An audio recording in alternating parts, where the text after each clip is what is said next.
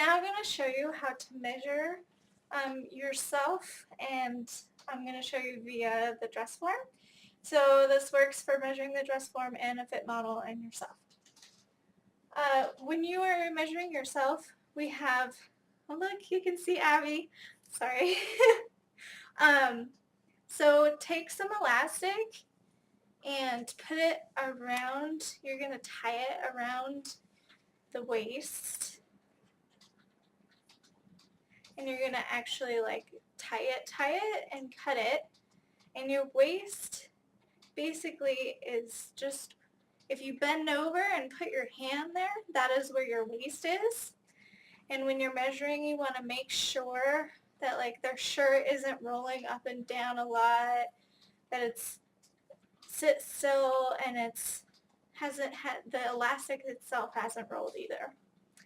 So that's really the only difference between the two here.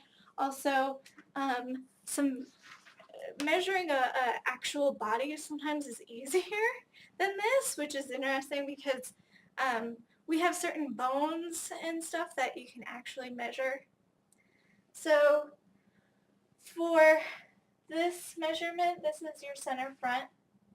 We've got this little silver pen right here, and it's basically doing where our clavicle is. So you're going to go here down to your belly button or your waist basically.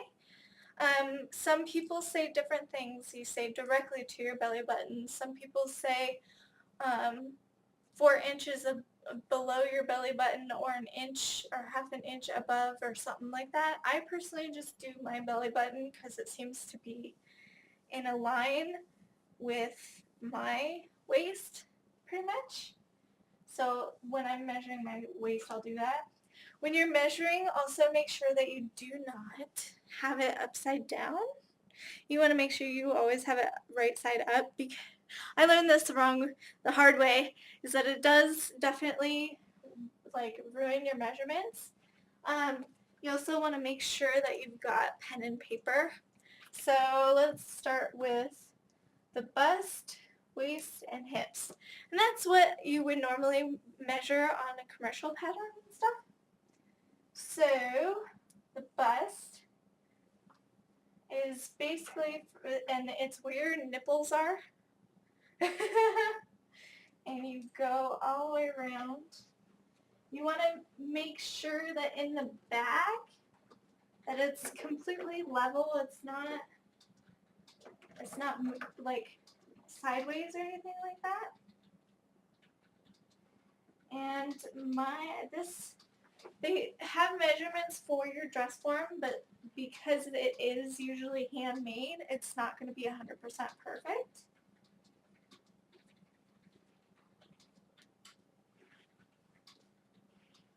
So it is good to actually measure your dress form to make absolute sure.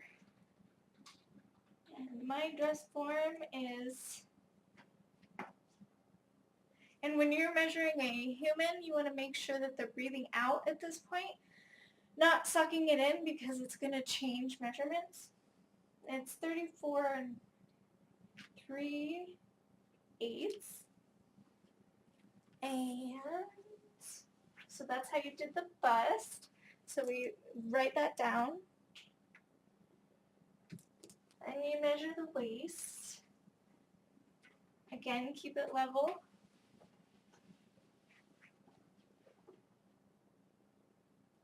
And it's 26 inches exact.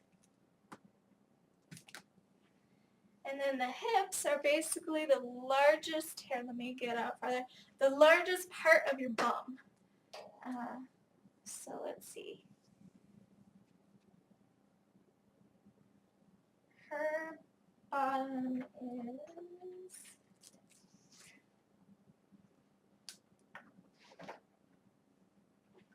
here. And again, make sure it's not, like make sure it's all level. It's 36 exactly. And she is a size 6 dress form.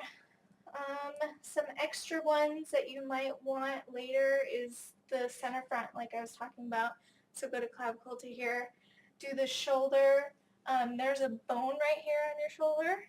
You can do from basically go like this to your neck, and from there out to the bone. So this would be like 4 inches. And center back is good. You've got a bone in your spine basically. When you put your chin down, you put it there and then you measure. I believe this one's 17 or 16, yeah. So that's 16. Don't forget to write things like I am right now. Sometimes you'll want to measure from bust to bust if you're wanting to do, an asymmetrical thing. And when you're wanting to measure for pants, we'll have to do a separate video for that because it's a little bit more in depth.